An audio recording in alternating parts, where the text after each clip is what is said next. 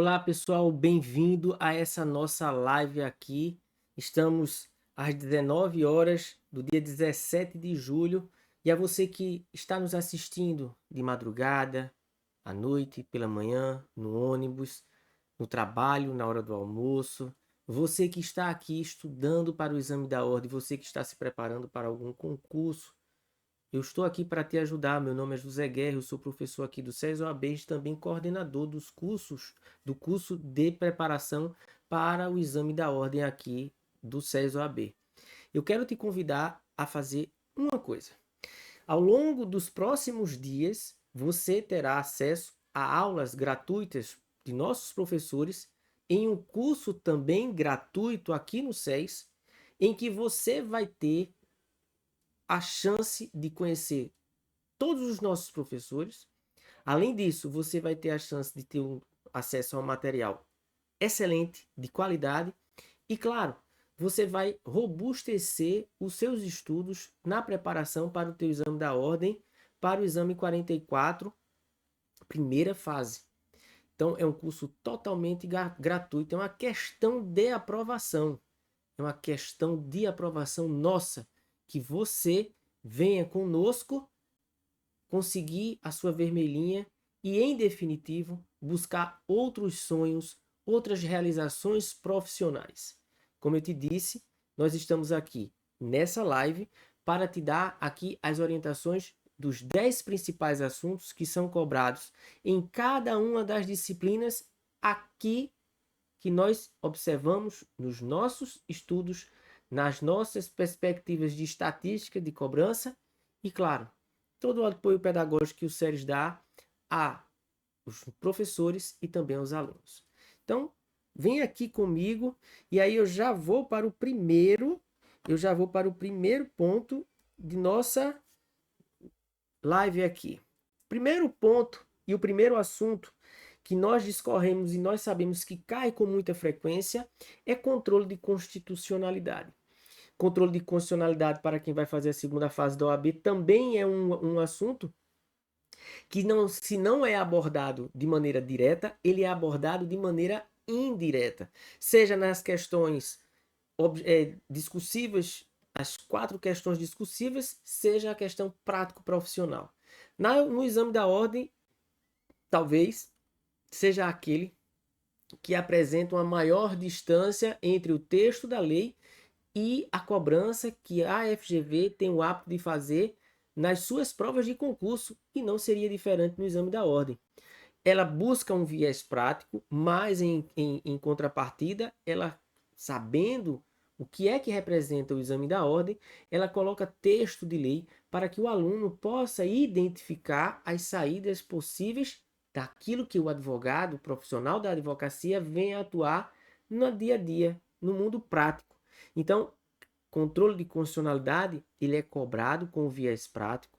Muitas vezes não tão na literalidade do texto de lei, mas é importante que você saiba a legislação que discorre sobre controle de constitucionalidade, qualquer deles, desde a ação direta de inconstitucionalidade até a DPF, passando por representação interventiva ou ação direta de inconstitucionalidade por intervenção, que não existe. A doutrina coloca essa nomenclatura, mas o que na verdade existe lá no STF, quando nós vamos protocolar no PJE uma ação desse tipo, é RF, perdão, intervenção federal, representação de intervenção federal, que, claro, tem alguns pontos de conexão com controle de constitucionalidade. Então, o primeiro assunto que eu aponto aqui para vocês é, claro, controle de constitucionalidade. Esse, de pelo menos nas questões que são cobradas, você vê pelo menos uma e no máximo 2 questões discorrendo sobre controle de constitucionalidade. Mas, se o tema não é cobrado diretamente na questão, ele é cobrado de maneira indireta para que você perpasse o assunto de controle de constitucionalidade até chegar ao assunto propriamente que está sendo cobrado naquela questão, para assim chegar à alternativa correta. E claro, lembro a vocês uma coisa que é basilar e que Renato Saraiva sempre toca nesse assunto. Escolha a questão, a alternativa que a FGV quer que você marque. Muito embora você não creia que aquilo seja o correto, em algumas situações acontece, basta observar o que aconteceu na prova prática profissional de direito do trabalho, no exame 43, que vocês vão me entender. Você tem que marcar aquilo que a FGV quer que você marque. Se o que você acha que é certo combina com o que a FGV quer que você marque, deu match, ok, beleza. Não perde isso de vista. Vamos agora para o top 2. O top 2 é direitos e garantias fundamentais. Veja, o artigo 5º da Constituição, ele vai trazer para o examinando, ou seja, o estudante de direito, aquele que está ali, o bacharel de direito, ele vai trazer para você algo essencial para todo o estudo de direito constitucional. Agora, dentro do artigo 5º, você vai encontrar remédios constitucionais ou ações constitucionais. Você vai ter o artigo 5º e os incisos que perfazem todo o estudo. E aí eles colocam, por exemplo, como na última questão, uma das questões do exame 43, falando sobre inviolabilidade de domicílio. Nossa, ó, estamos pertinho aqui da rua, então, inviolabilidade de domicílio. Se você está estudando direito constitucional para a primeira fase, existem dentro do artigo 5º pontos de estudo que precisam ser levados em consideração no momento de uma estratégia de preparação. E claro, nós estamos aqui para te ajudar a isso. Então, inviolabilidade de domicílio, ideia de liberdade de expressão, ideia como a questão da atuação do magistrado, do poder judiciário e a da não atuação, a questão também da recepção ou não de tratados internacionais, isso vai ser cobrado na tua prova. E aí você vai ter que conhecer do artigo 5º. Aqui, a literalidade do texto de lei, do texto da Constituição, de fato é mais cobrado com um pouco mais de acuidade. Você tem que ler o texto de lei e você vai me dizer, professor, é muito chato estudar texto de lei. Eu tenho certeza disso. Mas não há como você se preparar para a prova da OAB ou qualquer outro concurso em território nacional que não exija pelo menos 70% da prova estudado por base em texto de lei. Vamos agora ao nosso próximo tema. O nosso próximo ponto aqui são as ações constitucionais, que veio a reboque do segundo ponto, que é justamente mandado de segurança, ação popular, habeas datas, habeas corpus. Habeas corpus normalmente é cobrado em processo penal, mas não deixa de ser um remédio constitucional, claro. Mas veja, você vai ter aí outros remédios constitucionais, como mandado de injunção, a ação civil pública, que é uma ação constitucional, e você vai dizer, professor, onde é que vai cair isso e como? Isso é para o Ministério Público. Não. Você, como advogado ou advogada de uma instituição, de uma organização social, que seja abarcado pela capacidade ativa de promoção de uma ação civil pública, você vai atuar sim como advogado, como patrono de uma ação civil pública. Então, não há aqui nenhum mistério com relação aos estudos. O que é que a gente orienta? Estudo da lei de cada um dessas ações constitucionais. Você lê a lei de cada um desses temas, subtemas de direito fundamental e de ações constitucionais. A legislação específica vai te apontar o caminho que você deve estudar. Claro, você vai ler em um primeiro momento toda a legislação e em um segundo momento você vai analisar aqueles artigos de lei que nós indicamos a você na nossa preparação para que você vá ali de uma maneira objetiva ler o que de fato interessa para os teus estudos, tá? E aí nós vamos para o quarto ponto, e eu já abro aqui para você, que é a organização do Estado. E aí você vai ter a estruturação do Estado brasileiro, a repartição de competências entre os entes federativos, a União, Estado, Distrito Federal e municípios, e a organização dos poderes executivo, legislativo e judiciário, e entender em algumas circunstâncias, em algumas questões, como se aloca os tribunais de contas, as procuradorias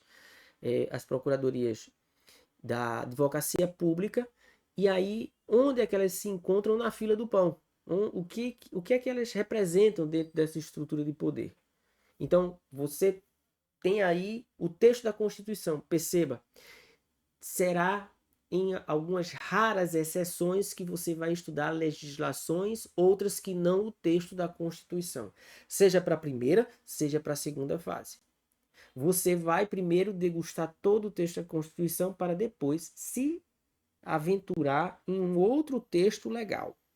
E claro, nós aqui te dizemos quais são os textos em direito constitucional que você precisa se aventurar e no ponto específico, nevrálgico, cirúrgico, onde você precisa atuar em seus estudos para garantir a sua aprovação e garantir mais uma questão na soma daquilo que você precisa para passar dos 40 pontos.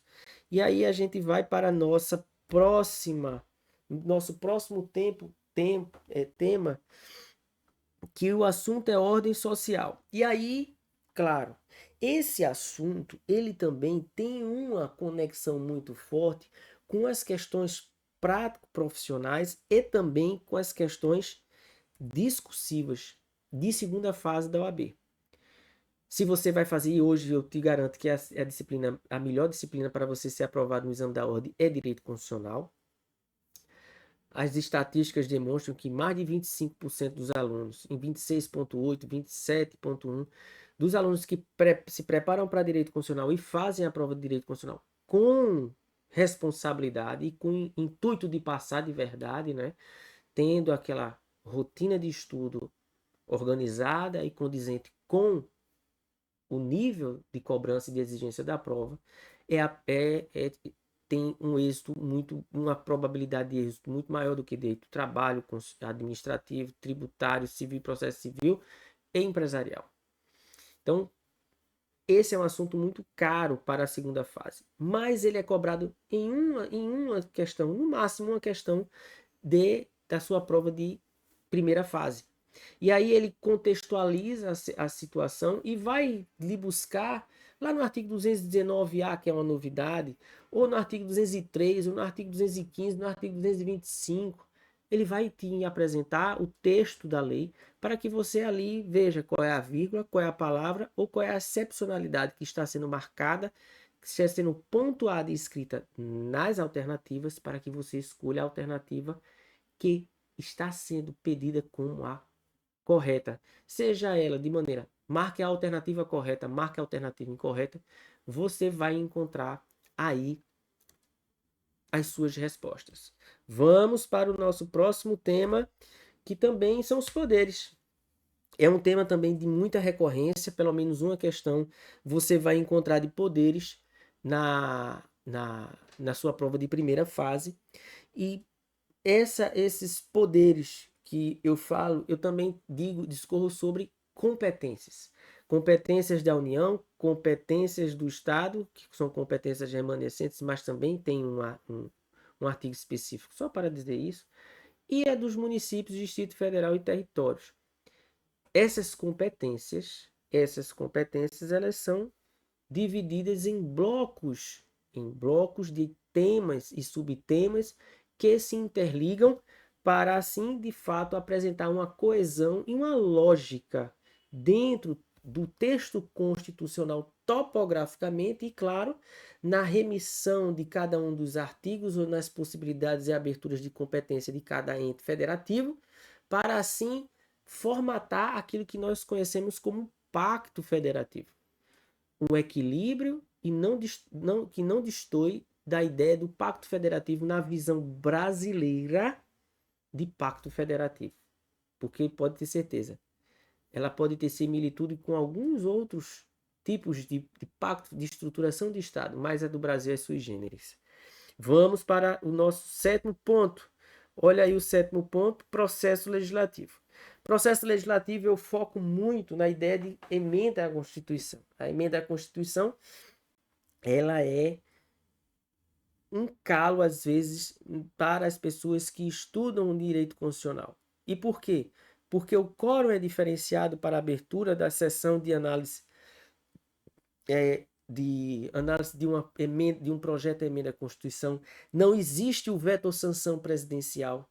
Existe aquele que sanciona, que é a mesa do Senado e a mesa da Câmara Federal, e não a mesa do Congresso Nacional, a mesa do Senado, a mesa da Câmara, entre presidente do primeiro presidente do Senado, depois segundo presidente da Câmara, terceiro presidente do Senado, quarto presidente da Câmara, primeiro secretário do Senado, segundo secretário da Câmara, vai intercalando. Não é o Congresso Nacional. O Congresso Nacional ele tem um único representante, que é o presidente. Os demais eles são composições de mesas do Senado e da Câmara. Então, quem promulga uma emenda à Constituição são as mesas do Senado e da Câmara Federal. E aí você tem que entender esse interprocedimental para a confecção de uma emenda à Constituição. E claro, você sempre vai mergulhar um pouco no texto que discorre sobre controle de constitucionalidade. E a ideia de recepção e não recepção de normas anteriores ao texto constitucional de 88, e que você vai ter aqui outro mergulho quando você observar a validade de uma lei, a modulação dos efeitos em uma interpretação pelo Supremo Tribunal Federal e, claro, a compreensão de que o assunto processo legislativo é um assunto, é um tema que deve também constar nos textos da Constituição do Estado e nas leis orgânicas. Por quê? Porque cada um deles apresenta a estrutura de um poder legislativo, pelo menos unicameral, diferente do poder legislativo da União. E aí é um texto de reprodução obrigatória, é uma estruturação de reprodução obrigatória do texto constitucional para o texto do Estado. Tanto é verdade que quando incorre-se uma afronta ao texto da Constituição do Estado, em que a norma é de reprodução obrigatória, advinda, claro, óbvio, do texto da Constituição Federal, há a possibilidade, em um controle de constitucionalidade em âmbito estadual, se interpor em algum momento um recurso extraordinário para se verificar esse ponto específico quando há uma contrariedade de uma norma municipal e uma norma do texto da Constituição do Estado, em que esse texto da Constituição do Estado é de reprodução obrigatória, advindo, claro, do texto da Constituição Federal. Esses textos de reprodução obrigatória, lembre-se, é um macete que eu tive que entender qual é a conexão entre a reprodução obrigatória e a necessidade de visualização nos textos da Constituição. Os textos de reprodução obrigatória, eles visam manter o que? O pacto federativo. Eles visam manter aquilo que a política, a ciência política diz como uma conjunção de valores em que há aí a harmonização e o equilíbrio entre, primeiro, os poderes e, segundo, entre as unidades federativas. Claro que no Brasil também o estudo das unidades federativas é destoante, é sui generis, é uma particularidade nossa, a maneira como nós construímos a nossa federação.